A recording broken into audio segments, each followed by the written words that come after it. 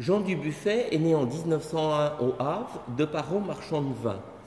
Toute sa carrière embrasse donc presque l'ensemble du XXe siècle. Au début des années 40, il s'engage définitivement dans la peinture avec une première série sur des vues de Paris et sur le métro de la capitale. Ensuite, il va faire un voyage important avec sa compagne d'alors, Lily. Ils vont partir notamment à vélo vers le sud de la France, vers Cassis et la mer, et ensuite de Paris vers la Hollande, en passant par le Nord-Pas-de-Calais. Dans cette traversée du territoire français, il croise la France d'avant-guerre, qui est une France essentiellement agricole. Et il se plaît à dessiner, à peindre justement le travail des champs. Et il admire cette symbiose entre ce qu'il appelle l'homme du commun, c'est-à-dire l'homme humble, l'homme de tous les jours, l'homme ordinaire, et son rapport à la nature, son rapport à la terre, qu'il trouve totalement en symbiose. Et tous ces premiers travaux vont justement être l'expression de cette symbiose entre le peuple de France et le paysage français.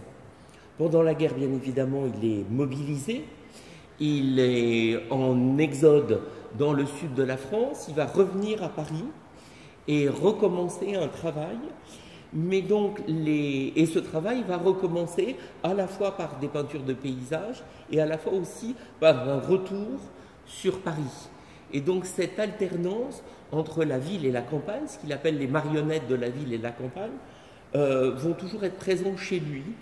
Et donc évidemment, il accompagne la mutation de la société française, mais à la fois, j'allais dire, il en voit plutôt les marches, c'est-à-dire il en regarde pas tant la modernité ou les mutations que les impermanences, ce qui ne bougerait pas justement, ce qui ferait l'essence de la société française et qui ferait son socle, son âme, presque son esprit, qu'il considère comme quelque chose d'intangible.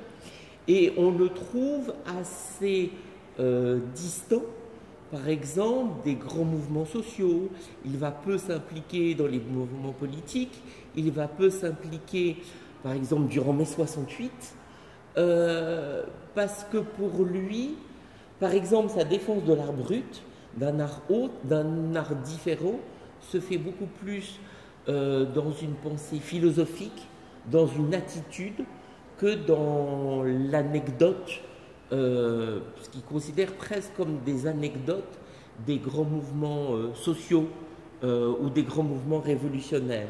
La défense de l'homme du commun, pour lui, est une révolution plus grande.